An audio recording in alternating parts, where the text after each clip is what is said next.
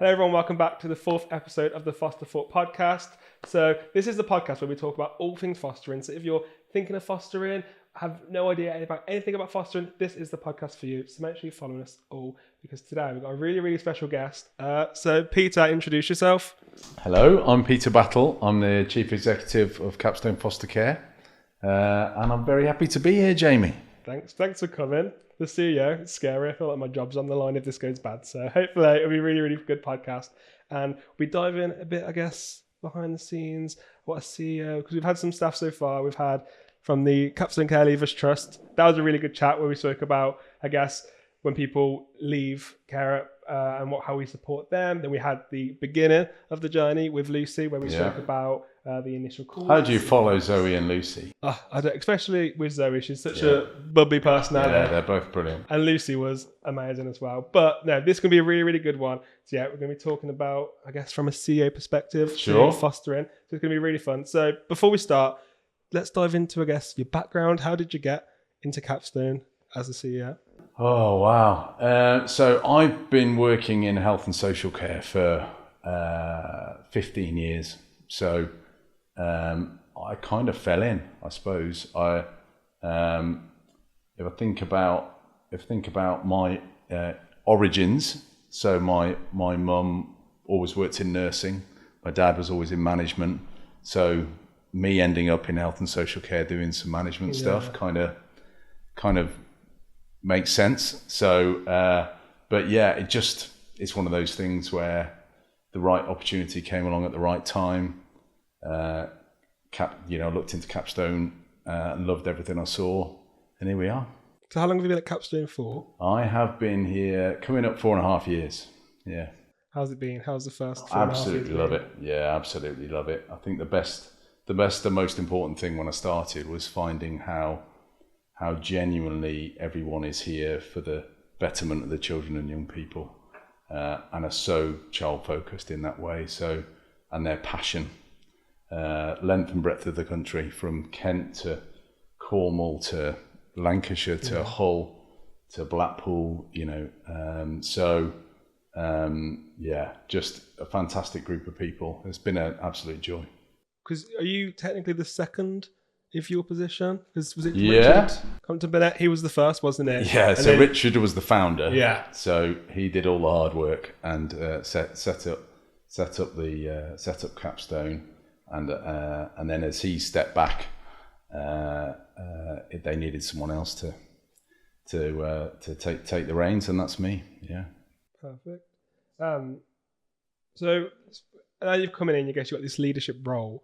What do you think some of the qualities are that you have, I guess, got over the years that you think has made you a great kind of leader within the fostering industry, but then also, I guess, just leadership in qualities in general that you've got over the years? What's the most important?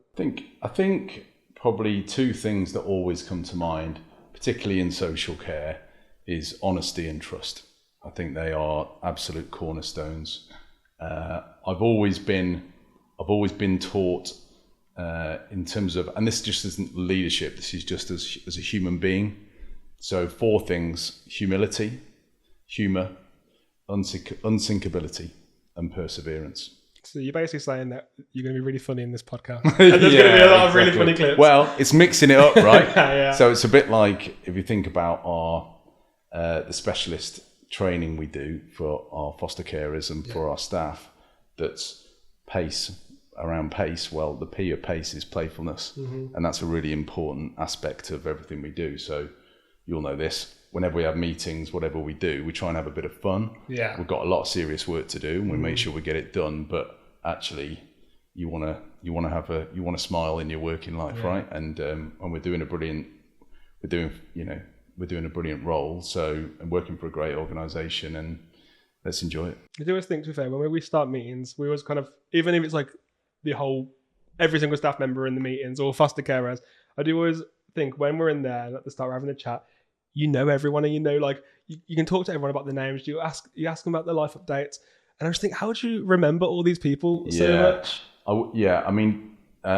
do my best. It's tricky. I mean, I absolutely love the best days are always going out and about, meeting foster carers, meeting the team, length and breadth of the country. They're just the best days. So whether it's foster care awards, whether it's Your Voice Matters, so foster carers can feedback on ideas and things that they'd like to see different. Whether it's team gatherings, team meetings, they're the best days. So no, I love that. Absolutely love it. How often do you feel like within like a year? How often do you reckon you go out and meet? Oh man, it's so hard to say. That's the thing with social care. Every single day is different, and every week's different. So, but I'll go out as much as I can. I try and be out and about at some point every week if I can. Yeah. Because you just don't want to get stuck behind your desk, and it's much more fun. It's always nice being speaking to people. Well. The foster carers have like the best stories. Like I've been lucky enough to like meet a few when I've been going to Excel and stuff. And like when you just hear some of the stories they say, it's like, absolutely. And it's like you understand why people like love the job, and like we're not even the job because so many of them. If you said job, it's like a curse word.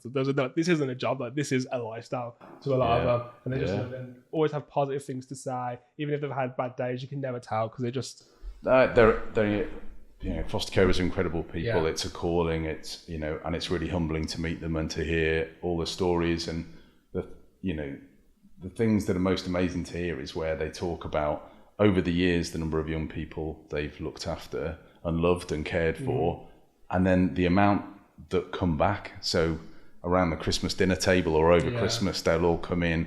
They've just got this amazing enlarged family, which is fantastic. No, it really is. So I guess from those meetings you get to speak to a lot, and I feel like you make maybe some changes based on some of the feedback. What do you think? I guess let's start with some of the support. So what support do you think that Capstone, I guess, are unique at, and just kind of what's really good support that Capstone provide to foster carers? Yeah, so I suppose what makes us unique, we touched on PACE training earlier. So the specialist learning and development is a really important aspect. So children and young people can be quite there can be a degree of challenge there, and it's really important that our foster carers are extremely well trained and supported. So we've got PACE training available, specialist training available to all our foster carers and all our social workers who also receive DDP training as well. So, and that's about us being a trauma-informed agency, which is what we are. When we'll keep working on that because there's always more we can do.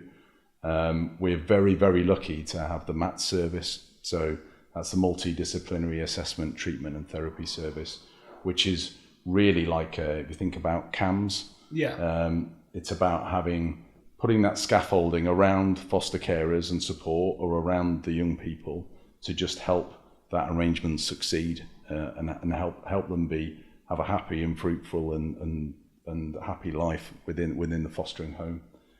So the MAT service is fantastic. We've got our own clinical lead and broad clinical team throughout the country. So the fact that all our foster carers have access to that is completely unique. So is that something completely in-house, or is that something that's completely in-house, and as I say, is available to all foster carers. So where they need that support, it's available to them, because that's the most important thing. I mean, one of our colleagues, Kerry, coined the phrase support when we were talking about all the things we do, and that's really true. So whether that's our social workers having low caseloads to make sure they've got time available to spend with foster carers, whether that's our children's champions and support workers that will take the young people out and about just to to do a bit of one-to-one work with them and support them, and also give the foster carers a bit of a break at times.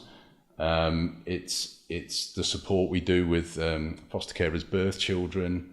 It's the well-being offerings that we've got to help support foster carers. I think about Capstone Care Leavers Trust, so we don't stop supporting young people when they turn into adulthood. We've got our own charity arm to help and support them, whether it be driving lessons, carpet for their first place, tuition fees. That's something that's really, really important to us. I remember when I was starting to come to Capstone, when I was like applying for the job. I remember when I went onto the website, and CCLT was like the one thing that really stood out to me, because it was like when I was looking at competitors and other fostering agencies and also local authorities, like it's just something I didn't see anywhere else. No. So when I was looking at Capstone, I was like, because sometimes I think a lot of people, when you're not educated in about foster care, which I probably wasn't as educated as I am now. You just don't even think sometimes about the care experience people do. A lot of time you focus on, I guess, the young people in foster care, and you just never really bat an eye really about what happens after. But then just being able to see, I guess, the extra support, it just really pushes how, I guess, great we are as an agency. I think so. I mean, we're lucky in that because we're an employee ownership trust, we're able to invest in all these things. What is, I guess, an employee, for anyone who doesn't know what an employee ownership trust is? That means so Capstone's not a private organisation in the same way as other agencies would be. So most would you'll find a private equity backed, or whereas we're just owned by the employee. We're owned in a trust on behalf of the employees. So it's there purely for the betterment of our foster carers, all the team, the young people. That's what we do, which means we can invest more and more in Capstone Care Leavers Trust. We can support our children and young people as much as we can. All the extra learning and development that we're doing, and the bars we're raising in that, whether it's mats, it gives us that flexibility and the opportunity to focus on those things. Yeah. And I guess more than anything, is when you're within Capstone and Excel and Foster Care UK, is that family feel. Yeah. It's really tangible that, this is a family and people really care, and it is very much a team around that child and young person. And everyone's pulling in the same direction, which is brilliant. Yeah, definitely. So I guess going back to some of the, unique things, have you had any foster care feedback about when it comes to mats, CCLT? Yeah, have you had any absolutely. Yeah, no, we happens all the time. We were up at a foster care conference up in Excel a few weeks ago, and one of the foster carers was asking about Capstone Care Leavers Trust and whether they could get support for their young person on a very specific thing, which we were able to sort out straight away. Nice. So foster carers always have the opportunity to feedback, and because I think we're an EOT, it means we're all part of this together, and they're more able to do that, and we're more able to act on what they suggest. So whether that's more local events, whether that's events with their birth children, whether that's increased foster care allowances, which we've really done an awful lot on the last couple of years, and given lots of increases to foster carers to support them through the cost of living challenges. All these things we've been able to take on board and react to, which is great. That's really, really nice. So I guess we have all these things that help support them, but when they do kind of get that support and are able to be amazing foster carers, we need to kind of show them that they're doing amazing. So how do we guys celebrate that success for foster carers? Yeah, there's lots of different ways. I mean, and all across Capstone and Excel and Foster Care UK, there's different ways we do it. We host some really brilliant foster carer celebrations where there's awards for foster carers that have been with us for 5, 10, 15, 20 years. I mean, it's unbelievable. We have Your Voice Matters, where foster carers feed in different ideas of how to take things forward. We'll go to theme parks, take all the young people out, have fantastic cultural celebrations, whether it be Eid, whether it be Christmas, whether it be Easter. So there's no end to the ways that we celebrate with our foster carers and the wider team, and every region does it a bit differently, which is great. Do you have a favorite thing you've done where you've been you said theme parks thing, you've been oh, this isn't even work, this is the best day of my life? Yeah, no, but I think it's funny. I mean, there's no way I can say that because they're all great in their own way. It's just different, I wouldn't, they're all having the opportunity to talk to foster carers and talk to the team and share stories and have fun. And normally we're eating. That's a big theme. Is that the good so thing? that is definitely a big theme. Nice. So we had a fantastic get together down in the southeast recently, and that was fueled by some fantastic local curry. Nice. Whereas if we go up to say up in the north, it'll normally be pie and peas, which is fantastic. Yeah. So I'm spoilt, whichever direction we go Basically, in. as long as there's food, you'll be happy. There is food and good chats. There is a regular theme there, Jamie. Nice. It's fair to say. I like my food. Perfect. So yeah, we spoke about kind of meeting with the foster carers, and kind of how often you meet them. Do you reckon is there any like any standout stories that they've told? So if that's funny, I guess some emotional from foster carers. I think it is just that whole bit of hearing about how young people growing up into adulthood, hearing how they've moved on into their careers and their lives and got married, got families of their own, and keep coming back to the foster carer household. I think that's just speaks volumes for the attachment they've developed with their foster carers, and I think is just a joy that keeps sort of stays with the foster carers. I think they've got enlarged families into their lives, which is amazing. Yeah, really nice. Has there any like bits of, I guess, I know when I went there, like will tell you things and they'll all speak to each other about like different pieces of advice that they give to each other. Is there any advice that you've like, I guess, taken and ever used? Because I know you have children of your own.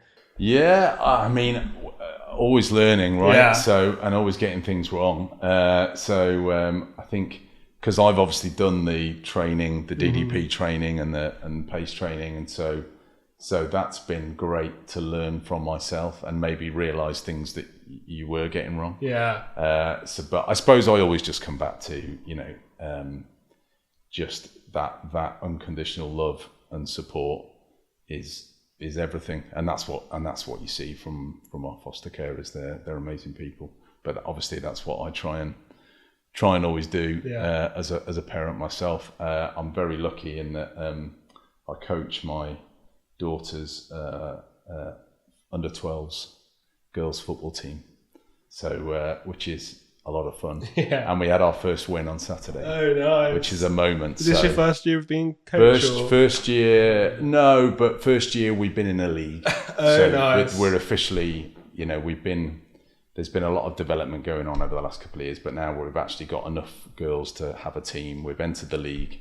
We've had a couple of hidings, but on Saturday we won 5-1. The girls are just full of joy and happiness coming off the pitch, win, lose or draw. But to actually get a win was pretty amazing. I've got a question. So my dad was my manager and coach when I was No way. Do you go harder on your daughter or a bit easier? Because my dad used to go 10 times harder than me. And on the drive back home, I'd be like giving out to him for like making me do 5 laps whenever I have to do 3. He's like, it's because if I don't, then everyone will think I'm doing favouritism. So I want to know. So Jamie, that is funny because just at the weekend, my daughter did say about I'll always compliment and make a fuss of the other girls when whatever's gone on, but I won't shine a light on her as much because for that exact reason, you don't want to look like you're being a favourite. But so I've got something else I've got wrong. So I've got to take that on board. I've had the gift of feedback from my daughter. Yeah, I used to feel like I used to leave the training sessions dying, and all my friends would be running around. Oh no, I'm not. I mean, it's and I guess it's a different time now, right? Yeah. So it's all about the positive and all about. But she did point out that the other girls get more compliments and more support than she does. So, okay, so you're going to take that on board. I'm taking that on board. No more arguments after football. No, exactly. So looking into the future, there's a lot of changes you've already made probably since being here. But I guess both for you personally, for Capstone, and I guess for also just fostering, I guess in general, what are your future goals? Yeah, so I think we just want to keep growing and being able to support more and more foster carers to provide those loving homes to more and more children. So that the number of young people that need loving fostering homes is only increasing, sadly. So the more we can do that and have more foster carers and help them to change lives and to make a genuine difference, then that is all about what our future's focused on.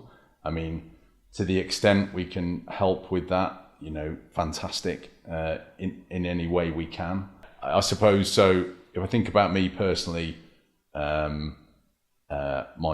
two girls are growing up. They're both at high school, so I'm probably in for a few bumpy years, which will be interesting.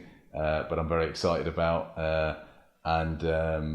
But yeah, so just watching them grow and develop and turn into young women while loving life at Capstone.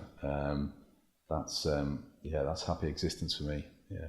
Do when you talk about work, they look quite proud, I guess, because it's quite like a really nice place. They don't really. They know Daddy works hard, and he's working lots and lots. But they know what we as Capstone do, and they know we're making a real difference, and that's great. Yeah. So the next question, I guess. So from this podcast, from this episode, from some of the ones I've already filmed, what do you hope that, I guess, the public take from this series? Just, I guess, education-wise, or just anything? I think it's just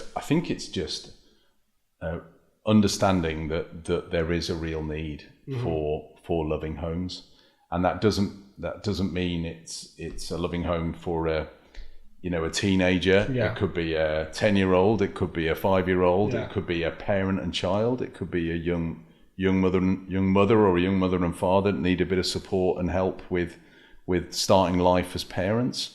There's lots of different ways you can help and make a real difference, but I suppose that need is only increasing. So the more we can do to help that, so anyone who has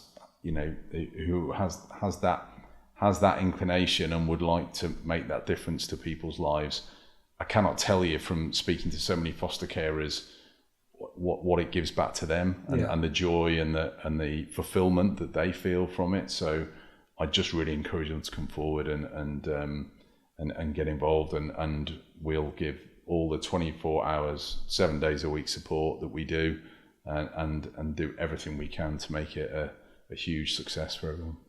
And final question. So we end this question after all of our guests. It's not really, I guess, a fostering question, but it relates a little bit. But every guest gets the same one. So you want to know, if you could go back in time and give one piece of advice to your 18-year-old self, what would it be? I think I'd just say, it's going to be all right. Just relax. It's going to be all right. Be yourself. Just do what you do and back yourself. And I think inevitably your 18-year-old self, you're worrying about getting older, what you're going to do, career, all the rest of it. But just do the right things every day and it's going to be all right. Yeah. I mean, look where you are now. So you don't even have to give any advice to 18-year-olds. You got here. But no, thanks so much, Peter, for being a guest on the podcast. I hope you had a good time. It wasn't as scary. Thank you, Jamie. You've been very kind. And hopefully, if there's some questions in the comments, maybe if people leave them, then we can always reach out and give you more information. But yeah, thanks everyone for watching, and we'll see you in the next episode. Thanks, Jamie. Thanks all. Thanks.